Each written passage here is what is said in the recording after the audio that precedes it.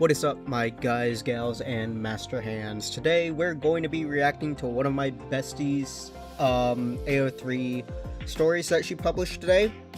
Today I was initially going to react to Dream Come True, and when I opened up to record that video, this one came up. So I'm curious about this one. First Awakening. Summary. Kirby! The pink puffball was simply lying on a stone, bathing in the sun when he heard his name. He sat up, turning to whoever called him. It was Ness, followed by Lucas and a gaggle of newcomers, specifically Sora, Pyra, Mithra, Ren/Joker, Piranha Plant, and Alex, and also Steve. Hey there, need me for something? The pink puffball asked. Everyone wants to know about how we helped create the world. Can you tell the story? A Smash Bros. Origin story, told in the style of an origin myth. Interesting. Kirby laid down on their side. Why don't you tell the story, Ness? You were right there with me at the start. Aw, but you're so good telling it. Just one more time, please. They chuckled. I'm just messing with you guys. Of course I'll tell the story. Now, everyone sit down and get comfortable. So everyone organized themselves around Kirby, sitting down on the ground, except for Alex and Steve. They just crouched. Literal real. Everyone comfortable? A collective nod from everyone. Good. Now let's see here. Kirby tapped her chin with a paw, and then she sat up again. Alright, now listen closely. As your bard tonight, I'm here to tell you the story about the first ever journey, and the battle against Master Hand. Battle. That was their only purpose. As soft plushies, the age of trophies has yet to come, brought to life by the magic of Master Hand. That was all they were. Tools to be used, thrown together onto a field to fight. Once they were done, they returned to stillness, falling unconscious and awaiting further use. Battle was their only purpose. Their only purpose? Was it their only purpose? Why can't they do something else? Like take a nap, or enjoy a good meal? What's stopping them? Oh, that's right, Master Hand. He decided their only purpose was to fight. Not if I can help it, Kirby thought with resolution. Kirby, the first to rise in awareness, the first to awaken, the first to return to consciousness of his own free will. It shouldn't have been possible. That's what Master Hand believed. But these plushies brought to life were his first creations. He had little idea of how his powers worked. By giving them life, he gave them a fraction of his power, making them, in some way, creators as well. The other problem was his chosen vessels. He didn't make them out of nothing. He needed figures. He needed people with drive, with will, with motivation, and with knowledge in how to fight in order to have the battles he craved. He took figures that he was drawn to and added them into a pool of options to give them life properly. Master Hand went out of his way to scour resources, stories, like the video games they were sourced from, all of them collected into a single library, so he may return to them and replicate their battle styles more accurately. All he can do is craft his own game where they could collide in battle. Those battles were revitalizing. But this process attempted replication of people, and made those copies effectively become twins of the originals, as if they were born from the same cells in the same wound. Master Hand may have built them solely as machines to emulate fights on the battlefield, and be unthinking automations otherwise. But deep down, the ability to reflect internally was always in them. The ability to love was always in them. The ability to yearn was always in them. So what sounds like here is Master Hand is, I think, he's like the guy who he created plushies of everyone to fight, and they're basically carbon copies of their originals. I think. When Kirby awakened, they felt confused, unsure why things are the way they are. Next, they began to yearn.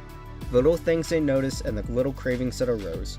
They came to realize that they could never satisfy their wants. New needs rose to the surface. When it came time to fight again, they would feel reinvigorated physically, yet tired in mind. Tired of the same old fights and the same old fields. They wanted to know the worlds in a new way. They wanted to know the people they fought on different terms. Why can't they just sit down and talk? When Kirby realized Master Hand was the reason why they were stuck in the cycle, they became angry. He was at fault. He was the reason that they all couldn't have a moment of peace. When nothing to do with it, in their stillness, they recalled the other fighters. Did they realize what was going on? Were they aware of the situation they all were in? Did they crave for freedom too? The desire to know caused their body to become restless, consciousness rising up, until their body became truly awake and aware. Master Hand didn't know what to do upon seeing this. His creations? Moving on their own? This can't be! They're only supposed to be puppets! Assuming Kirby was just going through a glitch or a malfunction, he threw the pink puffball onto the field, prepping the area for battle and throwing the first person he could reach at her. That person happened to be Mario. Kirby lowered, ready to fight, following old instinct, but guided by new senses. Perhaps, if they fought, she could triumph in a way that was in a way to subdue the plumber and have that moment. A moment of quiet. And when the journey first began, Kirby came face to face with each opponent, prepared to fight, but also hoping to talk. The fights became hard, blasts burned at her fur, punches bruised skin, and her injuries would stack, threatening to send her flying. Sometimes she lost, but she was far from harmless and far from giving up, always bouncing back. With her cutter blade, her hammer, her powers, or even her bare hands, she fought back with vigor. Fought back with hope. Mario was the first she succeeded against.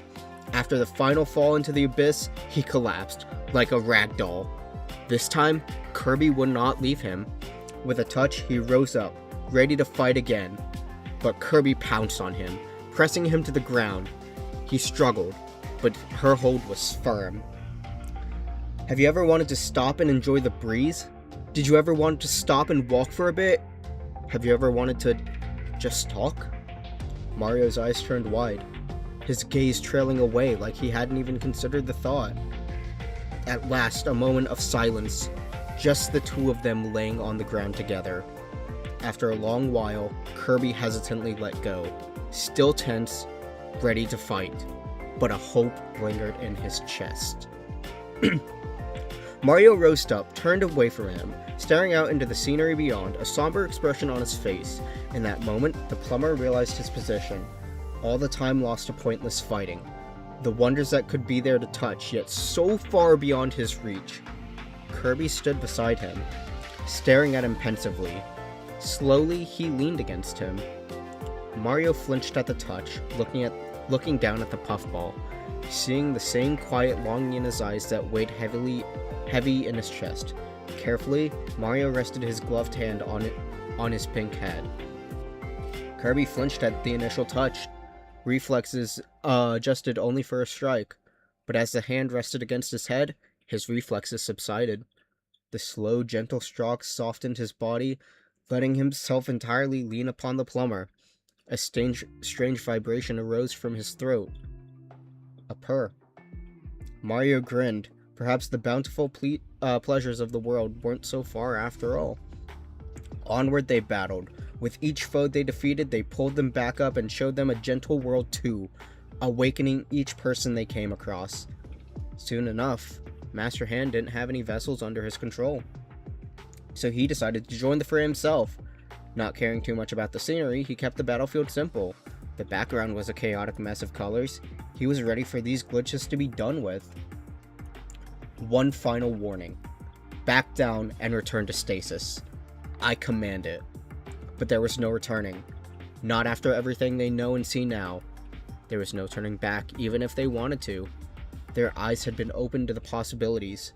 Their hands had grown beyond the basic necessities that Master Hand was prepared to provide for. The two sides were at an impasse. There was no choice. They had to fight. The battle was vicious. He flew about, trying to crash into them, slammed the battlefield with his palm, and much more. Did every tactic he could to sweep away the dolls back into their place. But they had become more than dolls. It was intense, but in the end, the ragtag battle group triumphed in the end. Master Hand laid on the field, wounded but still living. Samus, DK, Fox, Captain Falcon, Jigglypuff, and Link were ready to make one final strike, ready to rid themselves of Master Hand under and his control. But Kirby, Mario, Luigi, Pikachu, Yoshi, and Ness blocked their path to him, putting a momentary pause on the final strike. Why defend him? He's hurt us, controlled us for his own selfishness. But what would he know? We haven't talked to him yet. Punishment must be done. He can't change the past. Destroying him won't change what he's done either. At the very least, we should let him speak. Hesitantly, Samus and her side steadied their weapons, letting the more peaceful side have a chance, but they remained on edge in case anything went wrong. Kirby and his friends turned towards Master Hand, approaching him. Master Hand, why must things be this way? Why won't you let us rest? For a moment, the hand said nothing. The silence was agonizing. But then Master Hand spoke. I let you rest through the stasis once the battles were over. It was all you needed. All you were supposed to need, anyway. But we crave more now, Kirby asserted. We want to know what the taste of a good meal is like, or what a safe place to call home is like, Ness said longingly. Or the freedom to go wherever. Samus stepped forward. One after another, each expressed a desire. A longing. The stasis that they returned to battle was not enough anymore. For this moment, this one quiet moment, in this moment, Master Hand understood at last. They were not just tools, not mindless vessels for battle. Not anymore. They had grown their roles. They had become fully sentient beings. And so Master Hand arose, not as an enemy, but as an ally. In his first act of kindness, a gift of apology for the unintended harm he caused, he gave them a field and a house, unnamed, roughly made, and minimal. He knew this would not be the end of the building in this place. He would come up with more plans in time, but for now, he gave them a place where all of them could stay and rest, something basic, which they could adjust to as they wished, someplace stable, so they could find ease, someplace open, so they could wander as they wished, a place to be where they could explore living beyond fighting. The ragtag group of fighters took the place, relishing the newly gained freedom. They knew they would likely have to fight again, but this place would not be a battlefield. The house was large, housing all 12 of them, though mostly empty except basic furnishing. It means they were free to make it their own. This place had no name, so they came together and decided what they would call it. It wouldn't be the permanent name, but it would tie into the heart of what this place would be. Home.